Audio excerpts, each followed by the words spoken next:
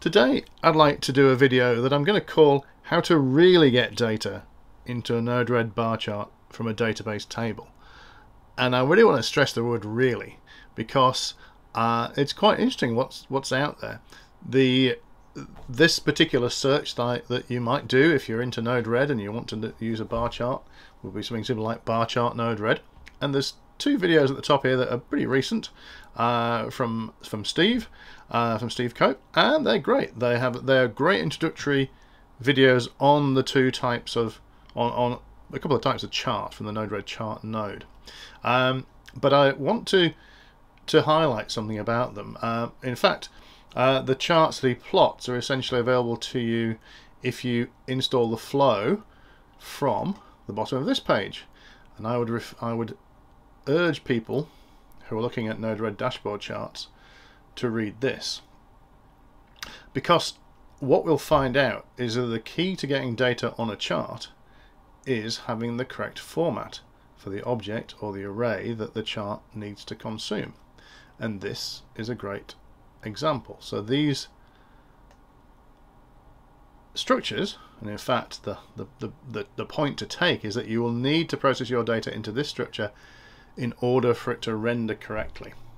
So this is the crucial part, and that's the bit that's often skipped. And what I want to do in this video is show you how easy it is to use JSONata to transform the data that you get from your database via NodeRED. In fact, we'll be using a postgres database, and we're going to go from start to finish, and we're going to use the data. If you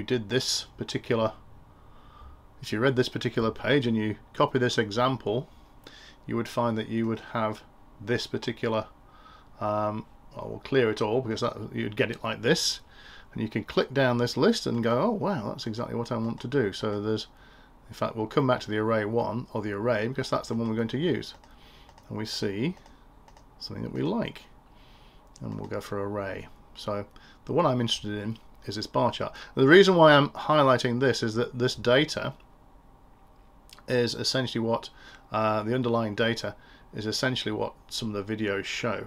Now this is great, and you think, well, how did they do this? Well, if we look at what's behind the scenes, look at the editor, and we look at this, well, I think I've dragged it around just to sort of highlight it, the one that's an array. I wiggle the bar chart and we see where it's all wired in. We come back to here and we see the array button, and then we see the function, and this is it. It's essentially JavaScript, and it's written to produce a variable m, an object m, with keys of labels, series, and data, where labels is an array, series is an array, and the data is an array with 3 arrays in it. So we could say an array of strings, an array of strings, an array of arrays, and each of those arrays contains a number as an integer, and that it returns a payload, and the payload is the the object m in that structure. So that's what we have to get, and that, in order for that chart to display, it receives that payload and off it goes, and this is basically a bog standard chart, and that's your lot. Now it's a single chart. Well, you've got line charts, horizontal bar, pie charts, polar charts, radar plots. If we were being more inquisitive, we'd look at the desktop and we'd see on this flow, I think, which is essentially there we go, that's the inputs, the buttons down the left hand side, the inputs grouped together, the charts grouped together here, and then there's a third group here, which is sort of, I guess, under the charts. So there's 1, 2, 3 there, 1, 2, 3. So if we look to them here on the dashboard, we see these buttons, we see this group, we see this other group. Group 3, charts and the inputs.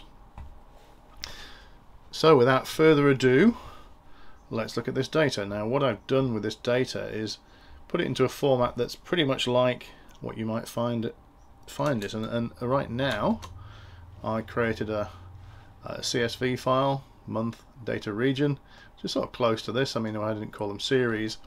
And this is more like the data arrangement that you might get, rather than the series as lots of columns out this way, and the data strung out in like a pivot essentially.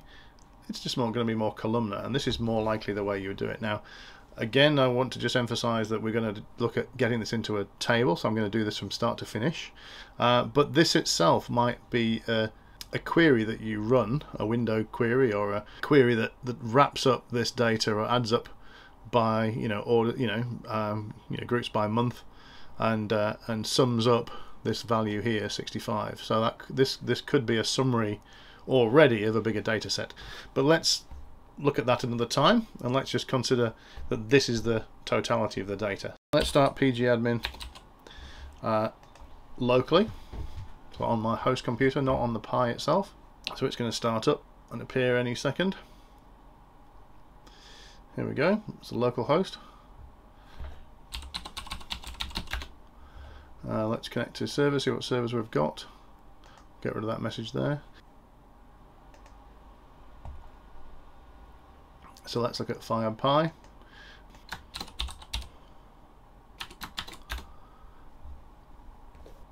This is pgadmin running on the Pi. This is pgadmin on my local host. Now I can use this one and actually import that. So let's move away from this procedure that's highlighted. Let's just use the tools to create a table. We're going to create a table for and the table could end up as a view, but let's just create a standard table. It's got 3 columns. I'm going to call it what are we going to call it?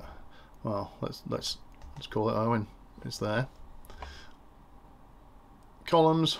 Let's give it some columns. Inherited from. That's interesting. Do I have a table that I can inherit it from? Maybe not. Let's just do it straight up. So month.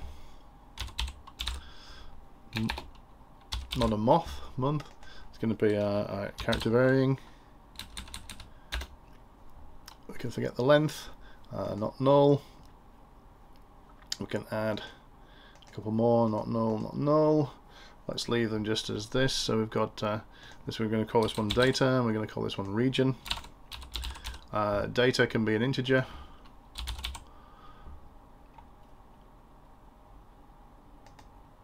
And region will do the same thing. Although it's a single character, we'll leave it as a character varying, a varchar or varchar if you're English. Now we have our table, and now we should be able to use our tools to import and export. Now, of course, let's see, file name. We're going to find our file name in documents. Where did I put it? Bear with me while I find this in a space that's going to be suitable. So I've gone to my temporary directory, and now I've got my array example. Then I'm going to select.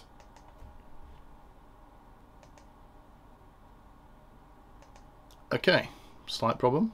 So now I've moved my file to a location that I want to use. We've got to make sure that we click on import first of all, because I don't want to overwrite it. I've got my array example CSV. I'll select that. Encoding. UTF-8. We've got a delimiter. There's a header, yes. And we've got a comma there. Let's go OK. Import created. That's done. So if we now look at Owen, let's view all rows. So now we have what would be our table in a typical table format.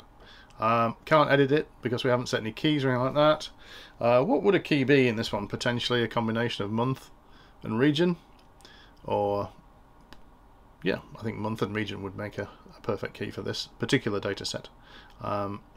We can add another, and again, but that would be a summary view in that respect, if that was the case.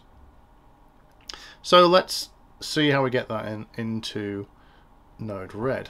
So we need to go to our dashboard, or NodeRED, our NodeRED editor, I should say. So let's do that. NodeRED on firepi.lan. We've got all these flows here.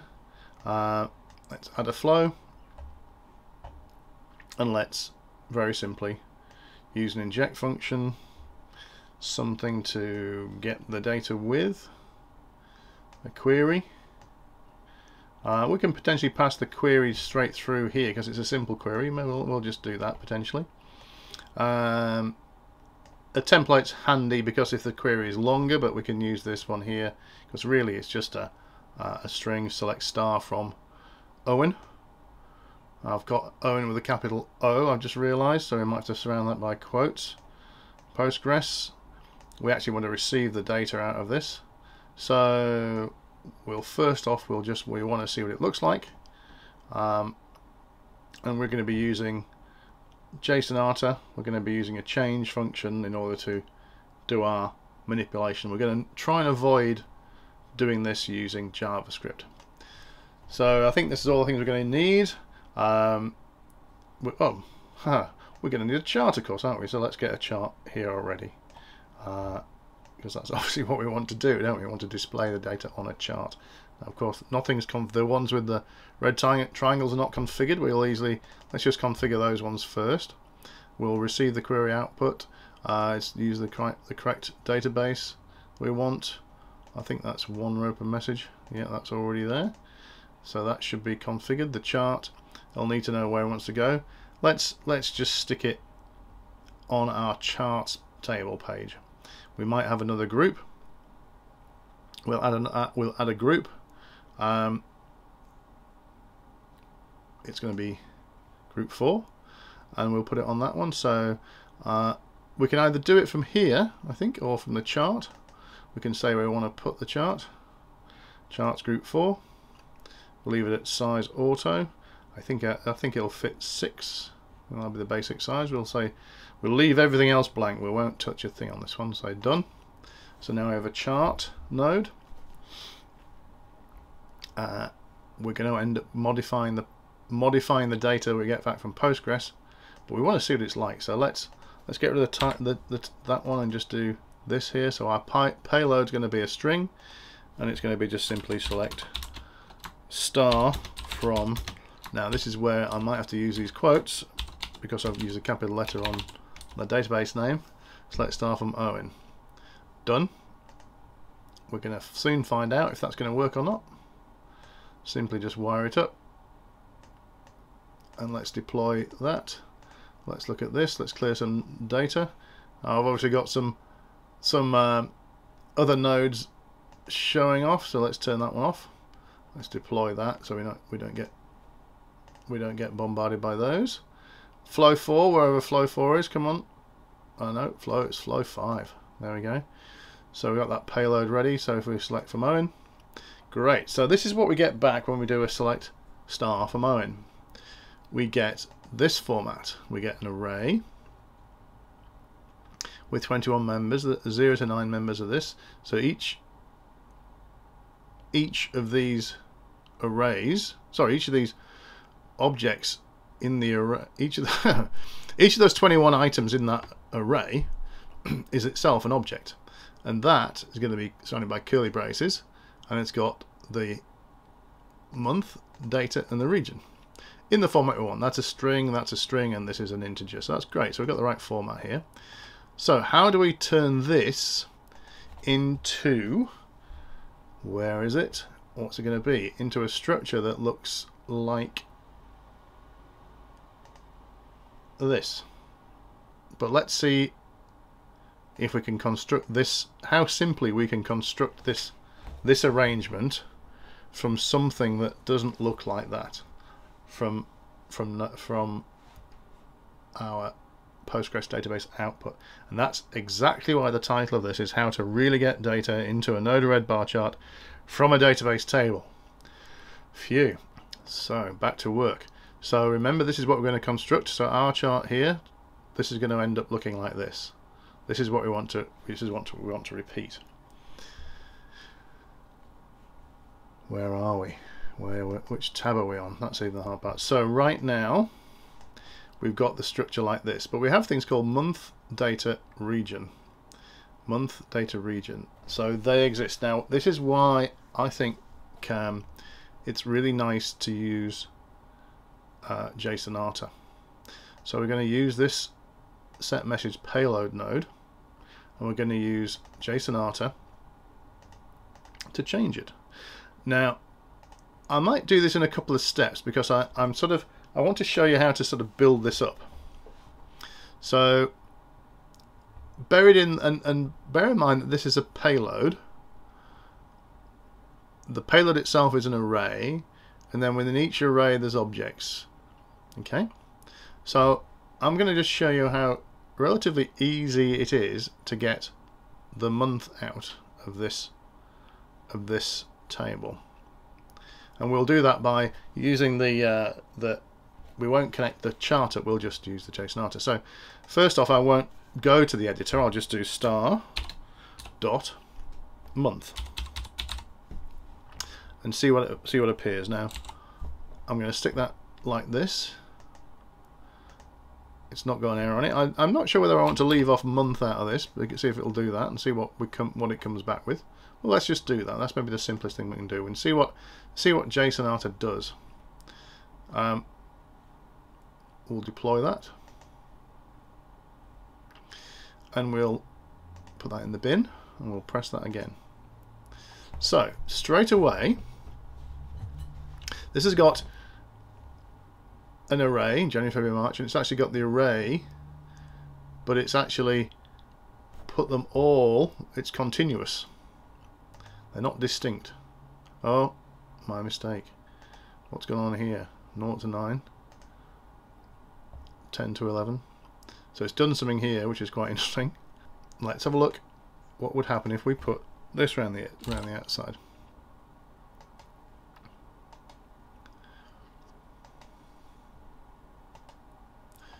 Still the same. We want unique ones, don't we? So how do we get just the ones that are distinct? We'd typically use distinct, wouldn't we? But let's go from there. Let's work on that.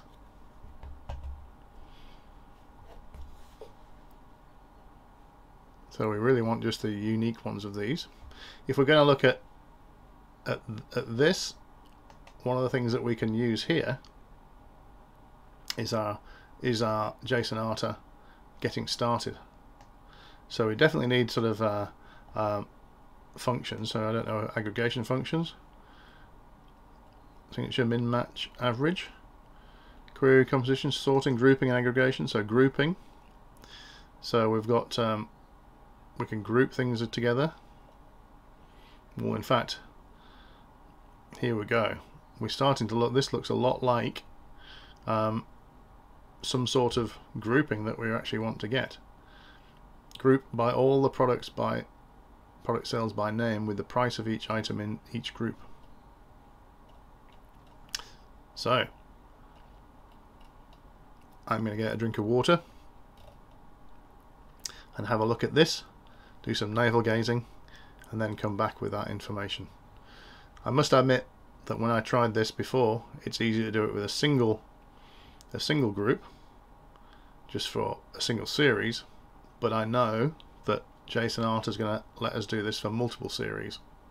But bear with me while I find out how to do it. Now that was a little harder than I thought, but I have learnt quite a bit about JSONata, and all of it's very useful.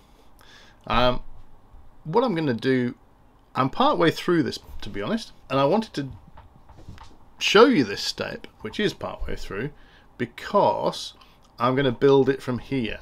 Essentially, this is where I got stuck. Well, I kept talking about distinct. Now, distinct is a function, a JSONata function, which will return the distinct values from a query.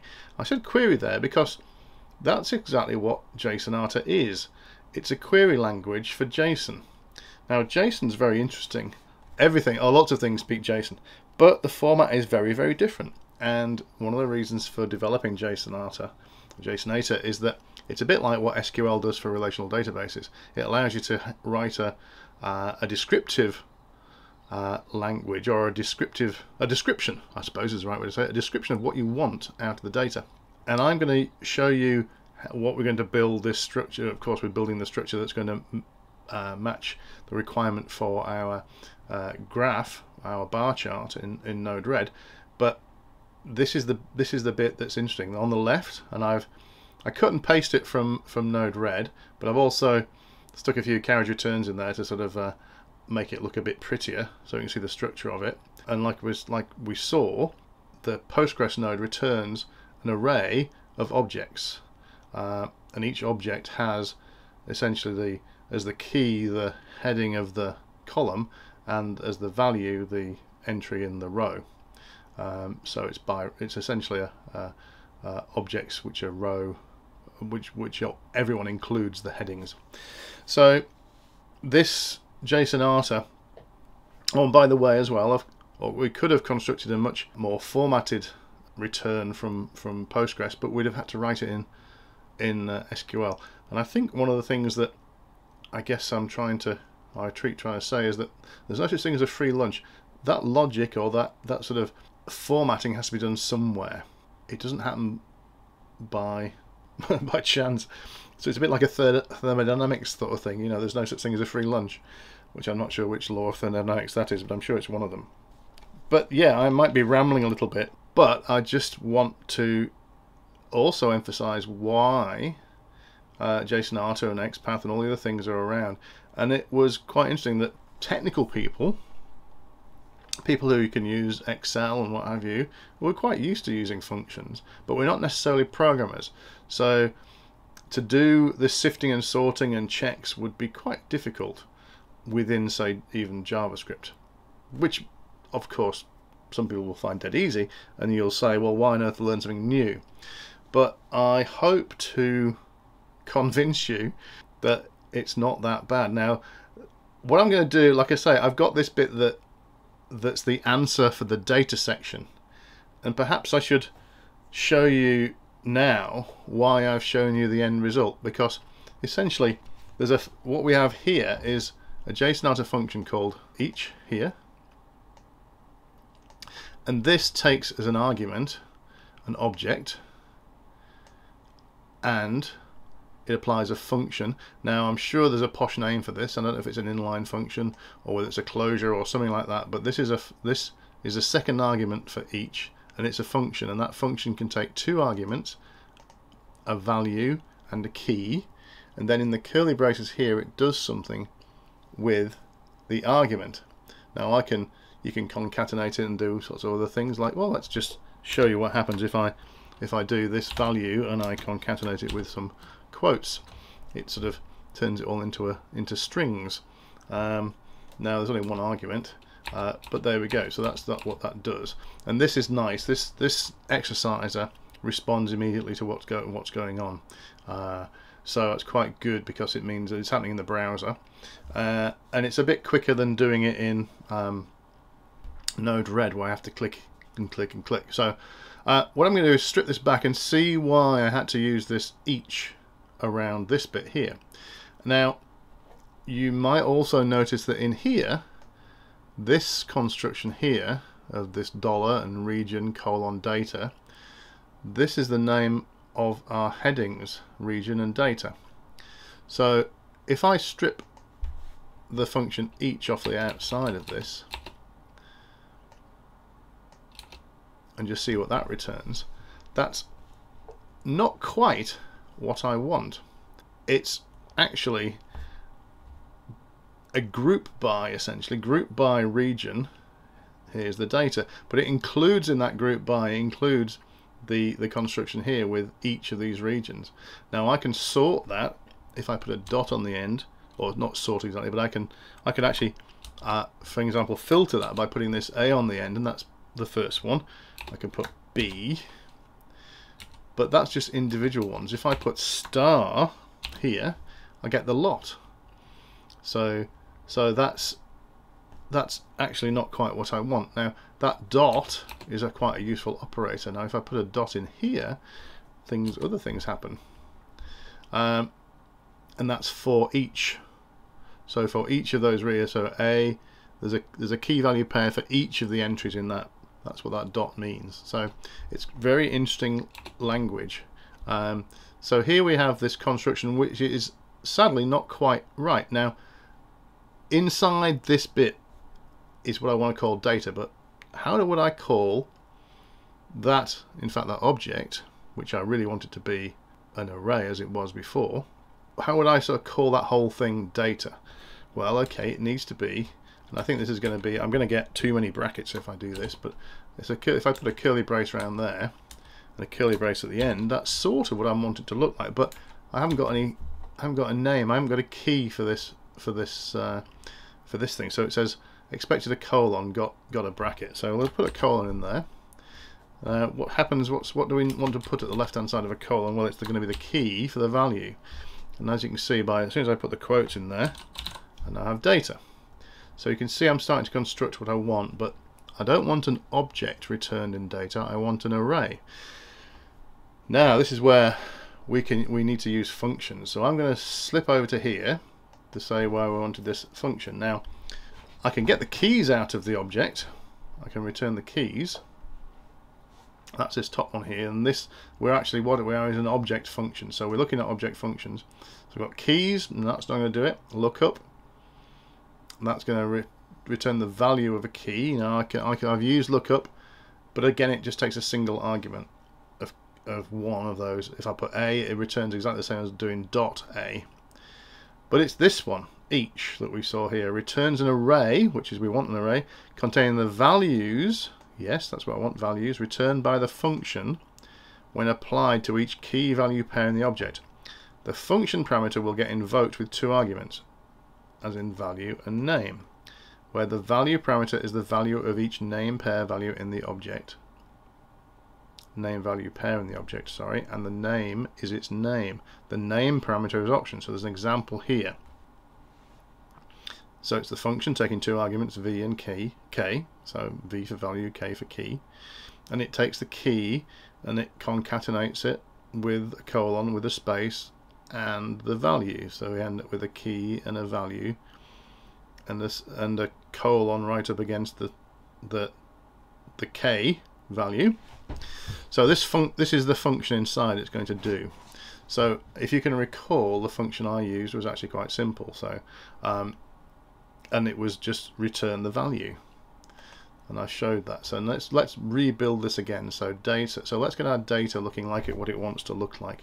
So I'm going to use the function each, and that takes two arguments. The first one is the object, and we know that returns an object, and the second argument is one called function, which takes two arguments, only one of which is compulsory, which is the value, and we can say $v, or we can call it $elephant, or we can call it $value, and then that acts on what goes on in that bracket to here. So I think now all we have to do is substitute in here what we're going to do. So I'm pretty sure I've managed to hopefully not muck up in the numbers of quotes and stuff like that. But this value in here is going to say $value, and as we did that, in fact, as we can see there, it doesn't return anything.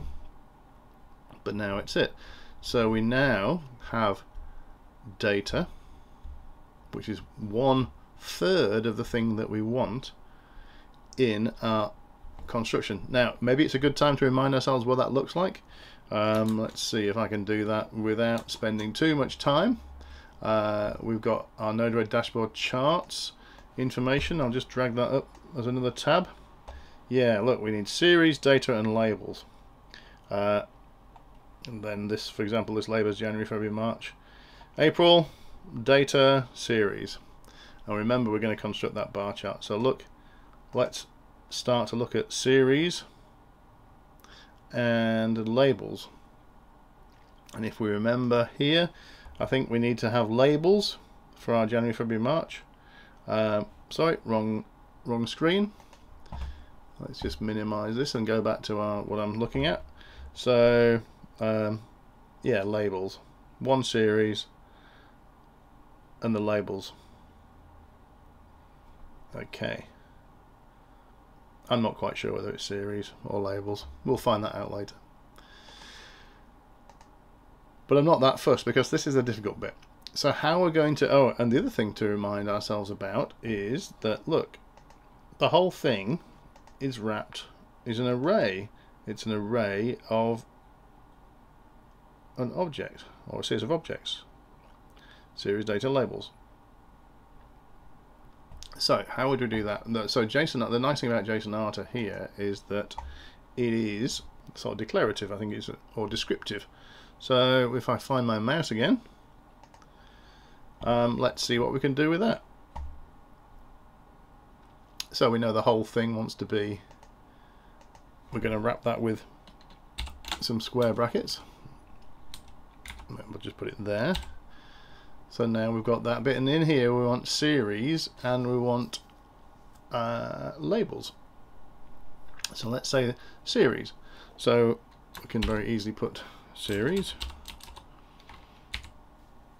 and this is going to be, now if we put some square brackets in there, I think that's going to work. We need a comma, don't we, of course, to make it sort of legitimate. Okay, so we've got a series, and we'll put we might as well put the labels in the next one, and that's going to be the same deal. We need the word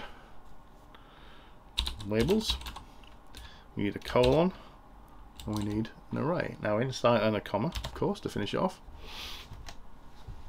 Now this is where we can use our distinct keyword. So if we just put in here, this is the beauty of it as well. I think we could even just put, I think, without having to put any prefixes, even if we just put month in this one, we get them. Now the hierarchy is important in NodeRED, but here we can just use month. We still haven't got to distinct. Let's put distinct in there. Make sure we're in the right spot. You're going to wrap month, oops, with the function distinct. If we can spell it right, distinct. So now we're starting it there. We just need to do the same thing for label, but this time it's a distinct region.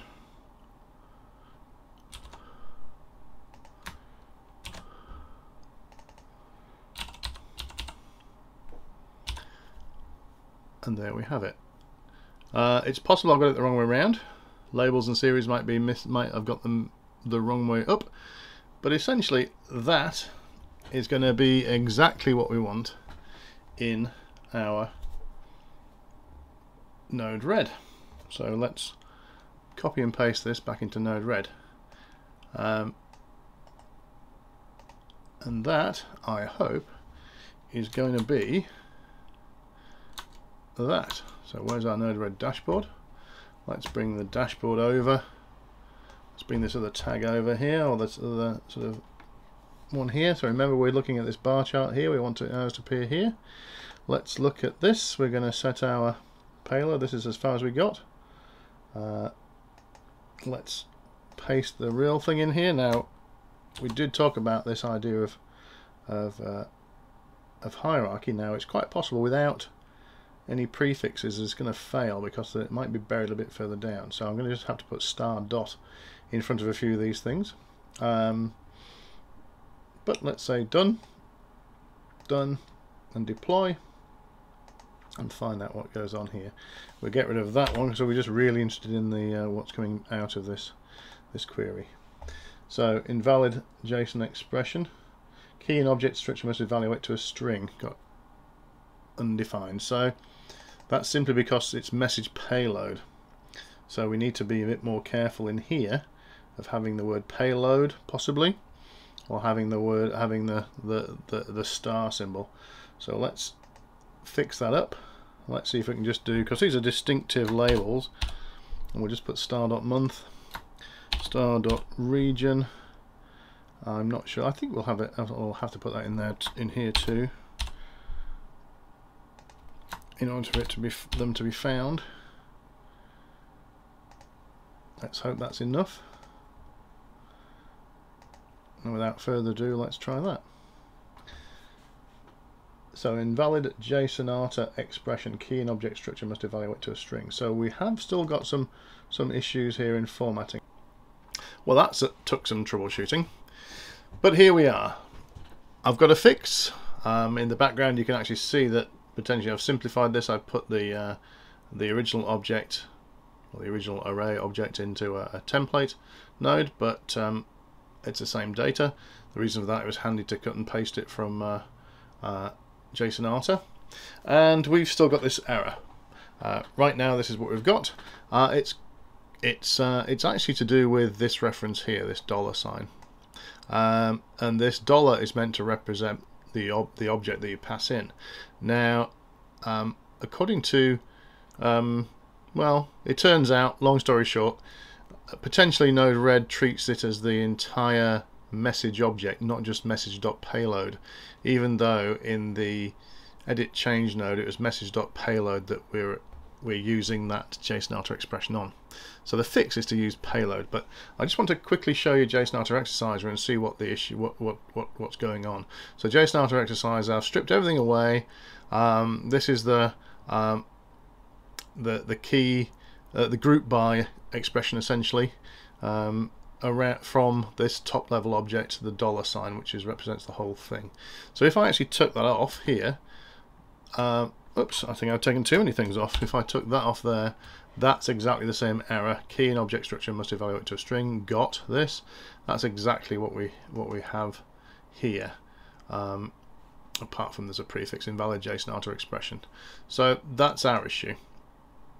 So we need something in front. Potentially also we don't necessarily need to have the depth. Okay, this here represents the depth of the object as well. How far down we go. There are some descendants we could potentially use. If we use descendants there, it makes no difference. Interestingly, I think with a single wildcard it does.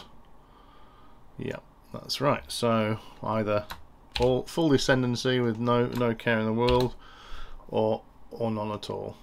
So we'll just bear that in mind. So let's go back to here.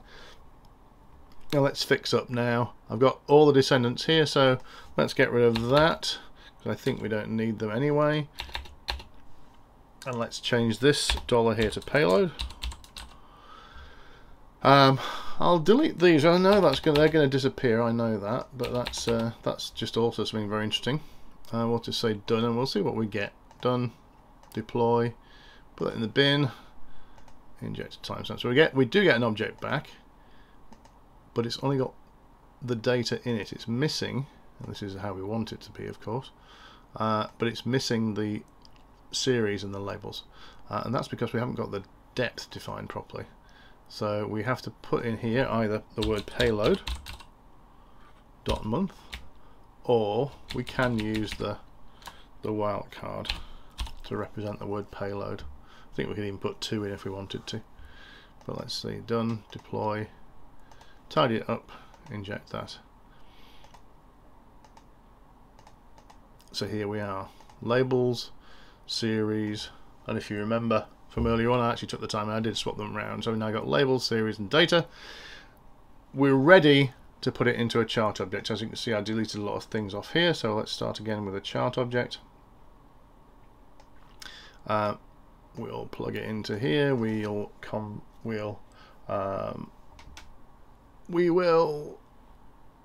put it on our home charts group 4. I think charts group 4. That's where we want it. We'll call it my chart. I'm very confident now that it's going to be good enough. We're going to do it. Line chart, and we want a bar, a vertical bar. Min and max, we'll leave those legends. Use the first color for all bars. I think we remember talking about that. We'll do that. Blank label, we'll say no data, and that'll do. Done. Deploy, and let's see if we have it.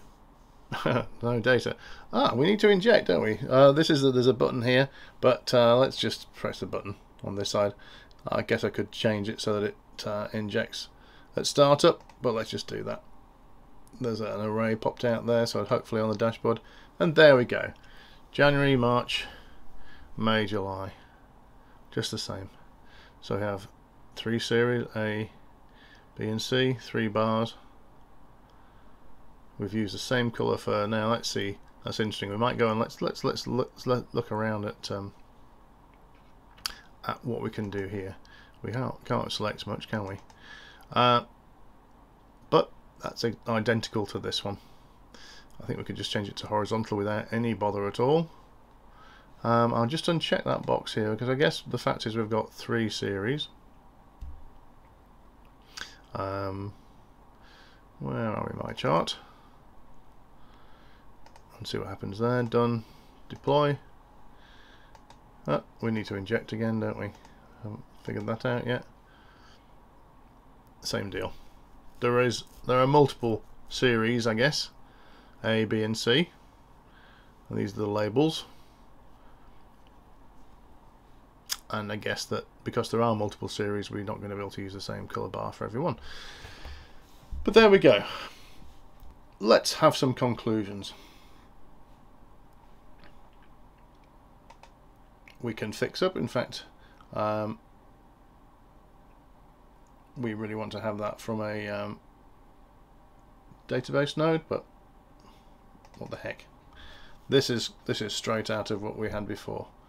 And that was what we had returned from Postgres, from the Postgres node. This is the exact format, and that's the exact format in the table. So the crucial part is it worth using JSONata? Now, I would still say yes. Let's look at this function. Let's format the expression. Let's make it nice and neat. I think once we get the correct syntax for this query, which is essentially what it is, it's relatively straightforward. What's not straightforward, I guess, is troubleshooting it. However, the JSONata exerciser, once we've got over this, or once we realise that we have to substitute the $ for payload, that we can't use the dollar internally on this one. We have to use payload. Note a wildcard won't work here. We can't put the star here. That doesn't work. We can use the JSONata exerciser and get immediate feedback from here. So let's just have a quick recap on that one and just show what happens if we put the dollar at the front.